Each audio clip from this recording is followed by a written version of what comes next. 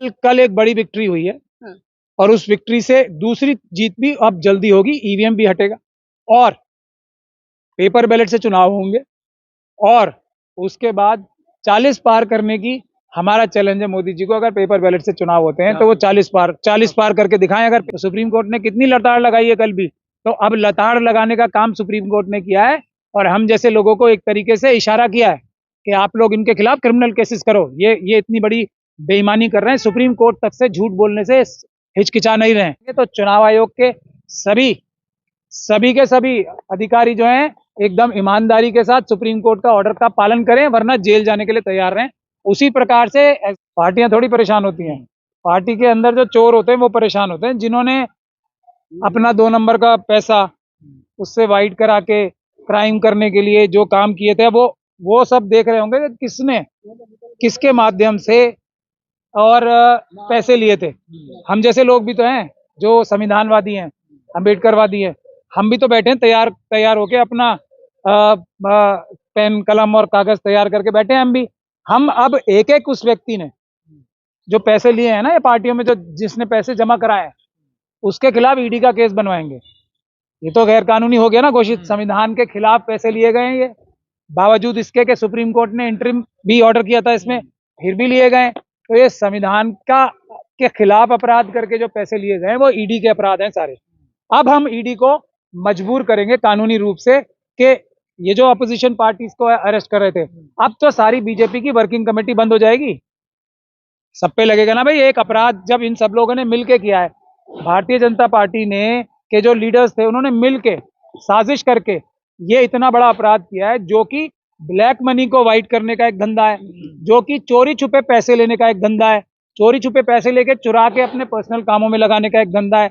और इसके अलावा भी कितने पैसे लिए गए हैं उस सब का एक एक पैसे का हिसाब अब मोदी जी आपको देना पड़ेगा, अब नड्डा जी आपको देना पड़ेगा और अमित शाह जी आपको देना पड़ेगा और मोहन भागवत जी आपको भी देना पड़ेगा सुप्रीम कोर्ट के इस फैसले का।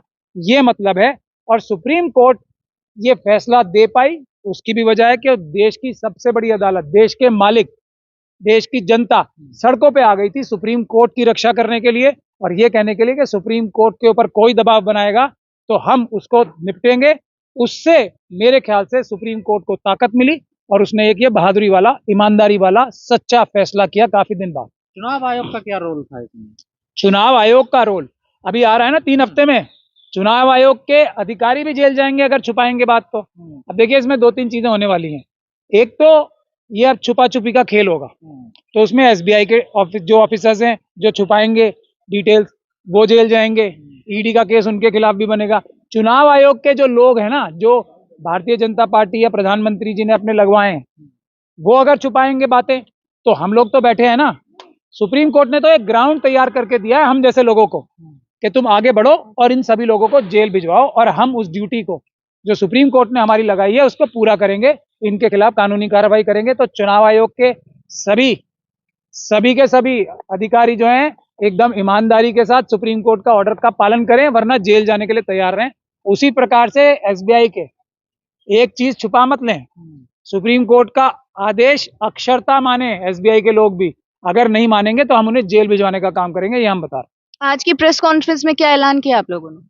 नहीं, अभी 22 तारीख को, उसके बाद 25 तारीख को और उसके बाद 29 तारीख को और बहुत सारे प्रोग्राम, और कल नागपुर में भी एक बड़ा प्रोग्राम हो रहा है। तो ईवीएम हटाने की जो जिम्मेदारी देश की जनता ने अपने ईमानदार नौकरों के लिए लगाई है, वो नौकर उदित राज जी भी हैं, वो नौकर हम भी हैं, वो नौकर भानु जी भी हैं, वो बहुत सारे लोग हैं हमारे। अभी जो गौतम साहब थे, राजेंद्र गौतम साहब, वो भी एक देश की जनता के नौकर हैं। तो ईमानदार नौकरों की जो ड्यूटी लगाई थी, ईमानदार नौकर बार बार प्रेस कॉन्फ्रेंस के माध्यम से बताते रहते हैं कि हम अपनी नौकरी सही से बजा ला रहे हैं ताकि मालिक हमारे नाराज ना हो जाएं, क्योंकि हम बेईमान नौकर तो है नहीं मोदी जी की तरह, अमित शाह जी की तरह और बाकी लोगों की तरह कि जनता कोई ड्यूटी लगाए उसको पूरा ना करें। हम जनता का हुक्म बजा लाने के बाद उनको बताते भी हैं और आह्वान करते हैं कि आप आएं और हमारी मदद। अभी भी आंदोलनों का आह्वान कर रहे हैं आप लोग? कल से जब से पता चला है कि आप लोगों को जिस तरीके की धमकियां मिल रही हैं, साजिश का आप लोगों ने पर्दाफाश किया, फिर भी इतने आंदोलनों का आह्वान कर रहे हैं? देश की जनता का आदेश है, हमारे मालिक हैं, हम कैसे उनकी बात टाल सकते हैं। इतनी बड़ी महान देश की महान जनता ने एक हमें छोटी सी जिम्मेदारी दी है, जान जाएगी, हम उस जिम्मेदारी से पीछे नहीं हटेंगे और ये देश बचाने की जिम्मेदारी अगर जनता किसी को सौंपती है तो वो कितना बड़ा एहसान करती है उन नौकरों के ऊपर, ये बात हम रियलाइज करते हैं। अमित शाह जी हमें मरवा सकते हैं लेकिन हमारी आवाज नहीं दबा सकते। भगत सिंह जी की आवाज, उधम सिंह जी की आवाज और उस अशफाकुल्ला खान साहब की आवाज, ऐसे सैकड़ों नहीं हजारों लाखों आजादी के मतवालों की आवाज ना अंग्रेज दबा पाए थे, ना ये जो अंग्रेजों से सीख कर हमारे देश को दोबारा गुलाम बनाना चाहते हैं वो हमें दबा पाएंगे। तो ऐसे ही चलता रहेगा आंदोलन, क्या ऐसे ही तारीख कल कल कल एक बड़ी विक्ट्री हुई है और उस विक्ट्री से दूसरी जीत भी अब जल्दी होगी, ईवीएम भी हटेगा और पेपर बैलेट से चुनाव होंगे और उसके बाद 40 पार करने की हमारा चैलेंज है मोदी जी को। अगर पेपर बैलेट से चुनाव होते हैं तो वो 40 पार करके दिखाएं अगर पेपर बैलेट से चुनाव होते हैं। सर आप उसे विक्ट्री बता रहे हैं लेकिन सरकार खासकर बीजेपी उसकी कार्ड ढूंढ रही है। देखिए कार्ड तो ढूंढनी आज से ढूंढ रही है, कार्ड तो वो संविधान की ढूंढ रहे हैं। संविधान खत्म करने के लिए उन्होंने ऐलान कर रखा है। 52 साल तक सरदार पटेल साहब को धोखा देख के भारत के संविधान की कार्ड ढूंढते रहे, भारत का तिरंगा नहीं फहराया अपने ऑफिस पे, तो ये कार्ड तो शुरू से ढूंढ रहे हैं ना। लेकिन भारत के संविधान की, भारत की जनता, महान जनता की और भारत महान देश की कार्ड पूरी दुनिया के पास नहीं है। ये आरएसएस और बीजेपी के जो छुटभइये लोग हैं इनके पास तो बिल्कुल भी भारत के संविधान की कार्ड ना पहले कभी थी ना आज कभी है। हिंदू राष्ट्र बनाना, मनुस्मृति लागू कराना भारत के संविधान की कार्ड कभी नहीं हो सकती है। हमारी कोई कार्ड भारत की जनता की ढूंढ ही नहीं सकते आरएसएस के ये गद्दार लोग। जिस तरीके से किसान आंदोलन की चीजें हो रही हैं, तीसरी मीटिंग भी बेनतीजा रही है, आंदोलन उसको भी रोका जा रहा है, आप लोगों का भी आंदोलन चल रहा है, इसको भी अगर रोकने की कोशिश की गई तो क्या होगा? देखिए, किसान हमारे देश के अन्नदाता हैं, हमारे देश के मालिक हैं, वो भी जनता है इसलिए वो भी मालिक हैं। हम लोग दिल्ली के अंदर, ये किसानों को दिल्ली के अंदर आने से रोक रहे हैं ना, दिल्ली के अंदर से हम उनके आदेश पर आंदोलन शुरू करेंगे। उनके पैरेलल दिल्ली के अंदर शुरू होगा। अगर उन्हें बॉर्डर के पास रखेंगे तो वैसा ही आंदोलन हम दिल्ली में शुरू करेंगे। ये भी सरकार समझ ले। किसानों की आवाज दबाने की भी क्षमता, किसानों की भी कार्ड ढूंढने की क्षमता, बेरोजगारों की कार्ड ढूंढने की क्षमता, गरीबों की कार्ड ढूंढने की क्षमता, मजलूमों की कार्ड ढूंढने की क्षमता आरएसएस के पूंजीवादी लोगों में और जालिम लोगों में है ही नहीं ये क्षमता। आज भी भारत बंद का आह्वान किया गया था किसानों द्वारा, तो भारत बंद हो रहा है, अभी आगे और मजबूत होगा। पूरा देश किसानों के साथ है क्योंकि किसान अपनी नहीं, पूरे देश की लड़ाई लड़ रहे हैं। अडानी, अंबानी और उनके चाइनीज मित्रों के हाथों से देश की जमीनें, खेती वाली जमीनें बचाने की लड़ाई लड़ रहे हैं। देश के जो ट्राइबल लोग हैं, जो आदिवासी लोग हैं, उनकी जमीनें बचाने के लिए किसान लड़ रहे हैं। जो देश के खेतीहर मजदूर हैं उनको न्याय दिलवाने के लिए लड़ाई जो है हमारे किसान लड़ रहे हैं। WTO से आजादी दिलाने के लिए हमारे किसान लड़ रहे हैं। तो पूरे देश के फायदे के लिए लड़ रहे हैं। किसान कोई अपने लिए थोड़ी लड़ रहे हैं, सारे देश का वकील उनके साथ खड़ा है, सारे देश की जनता उनके साथ खड़ी है। दिल्ली का एक एक ईमानदार नागरिक भारतीय जनता पार्टी और आरएसएस के कार्यकर्ताओं को छोड़ के किसानों के साथ खड़ा है। हमारा शरीर यहाँ पे है, दिल उनके साथ है।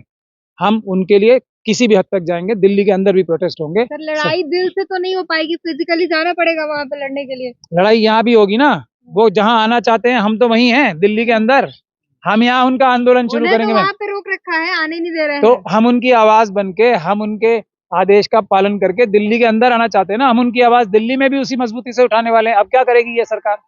देखिए, किसान आंदोलन के सपोर्ट में आप हैं, ईवीएम का आंदोलन अलग अलग चल रहा है, दो आंदोलनों को आपको अब चलाना है, साथ देना है, सपोर्ट करना है। लेकिन जिस चीज की साजिश आप बोल रहे हैं कि की जा रही है, इसके बीच कैसे आंदोलन चलेगा? देखिए, ईवीएम का जो आंदोलन है वो किसानों का, बेरोजगारों का, देश के हर एक उस नागरिक का जो आरएसएस और बीजेपी का नहीं है, जो आरएसएस और बीजेपी के गंदे घिनौने कारनामों के साथ नहीं है, उसका आंदोलन है। जो पूंजीवादी मानसिकता का नहीं है, जो देश की आम जनता का हक लूट के अपना घर और पेट नहीं भरना चाहता। ईवीएम की लड़ाई हर एक उस व्यक्ति की है। किसान भी ईवीएम की लड़ाई लड़ रहे हैं। ईवीएम की लड़ाई तो पूरे देश की लड़ाई है। किसानों की लड़ाई भी एक बड़ी लड़ाई है, वो भी देश की लड़ाई लड़ रहे हैं। दोनों हम साथ हैं, फर्क नहीं है। हर आंदोलन की जो प्रॉब्लम है, हर आंदोलन की जो मांग है, ईवीएम की मांग अगर मानी जाएगी, ईवीएम की मांग पूरी होगी, मतपत्रों से चुनाव होंगे, तो आने वाली सरकार किसानों के आगे हाथ जोड़ के खड़ी होगी, उनकी हर मांग मांगनेगी।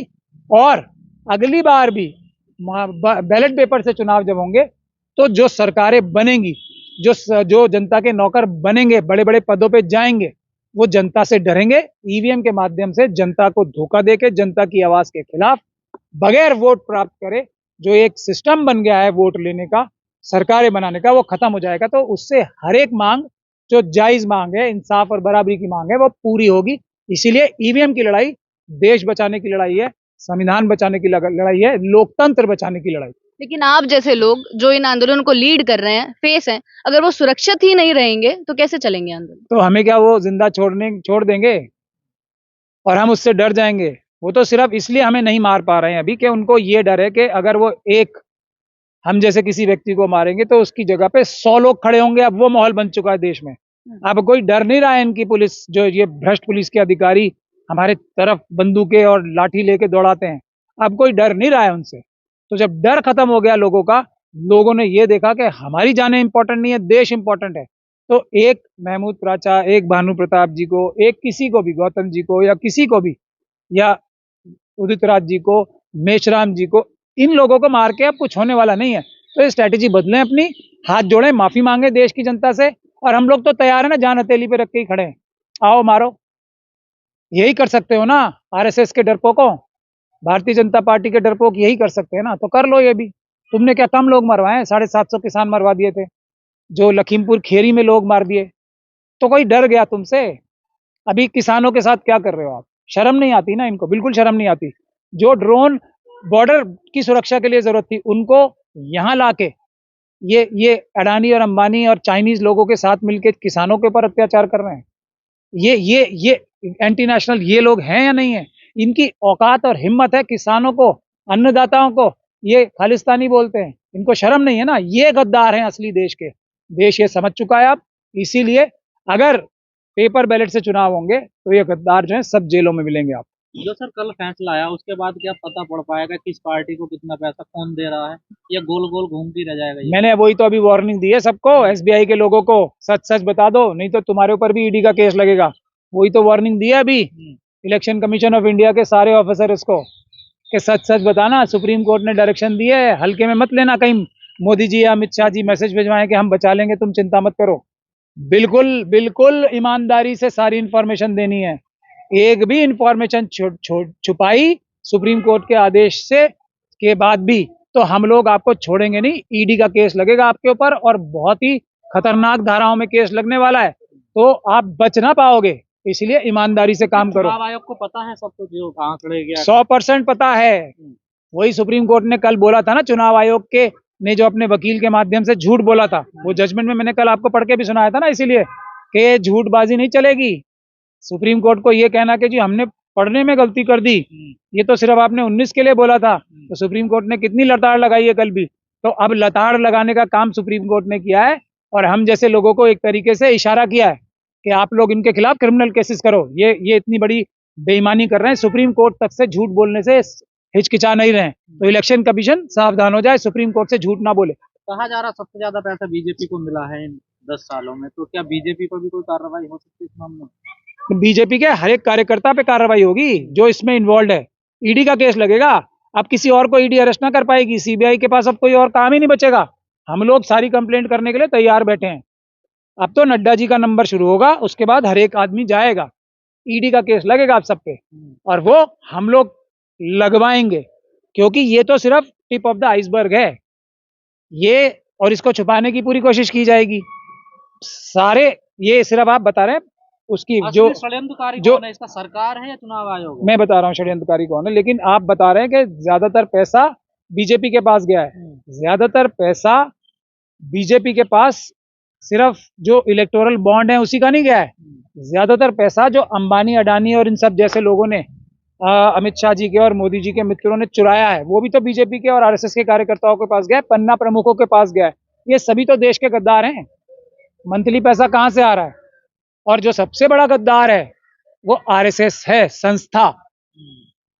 उसका हर एक कार्यकर्ता जो इन सब गोरख धंधों में देश को लूटने में शामिल है, उनमें से जो ईमानदार लोग हैं वो हमें इंफॉर्मेशन दे रहे हैं बहुत सारी अंदर की। इसीलिए मैं कह रहा हूं ना, एक एक को पकड़ेंगे। मुझे हैरानी है कि आरएसएस के अंदर भी कुछ ईमानदार लोग हैं, और वो लोग हमें इन्फॉर्मेशन दे रहे हैं, बहुत सारी इन्फॉर्मेशन जो अब हमारे, डाल रहे हैं आप, नहीं, फूट नहीं डाल रहा हूँ, सच्चाई बयान कर रहा हूँ।